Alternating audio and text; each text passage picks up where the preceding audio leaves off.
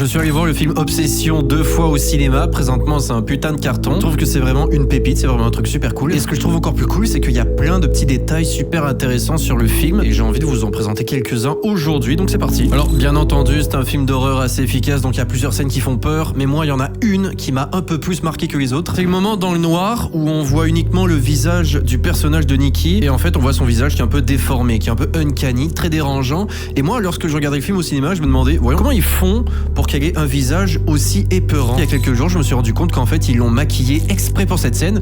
Et voici le maquillage que ça a donné. C'est un peu thématique Uncanny Valley. C'est une esthétique qui existe sur internet depuis quelques années. Et moi, je trouve que c'est une esthétique super cool. Mais bon, évidemment, dans ce plan-là, il n'y a pas juste ça qui fait peur. Il y a aussi le cadrage, l'éclairage, la musique, le jeu d'actrice aussi de Hind Navarrete. Voilà, je sais pas si je prononce bien son nom, mais son jeu d'acteur est assez incroyable également. Sinon, également, le créateur du film, il s'appelle Curry Baker. Il a 26 ans. Et à la base, c'est un gars qui faisait des vidéos sur internet. Voilà, il fait des sketchs. Et je trouve ça super inspirant qu'un mec d'internet puisse arriver à faire un film au cinéma qui ait autant de succès. Ces temps-ci, on voit de plus en plus de gens issus d'internet exploser au cinéma. Et je trouve ça hyper cool et hyper inspirant. Voilà. Parenthèse faite sur les créateurs, Curry Baker, bon influenceur qu'il est, a filmé plusieurs bribes en fait du making of et les a mis sur TikTok. Et c'est intéressant de voir que l'ambiance sur le plateau avait l'air beaucoup plus agréable que l'ambiance du film. Mais bon, malgré tout ça, Obsession c'est très bien, mais Backrooms, ça sera complètement mieux.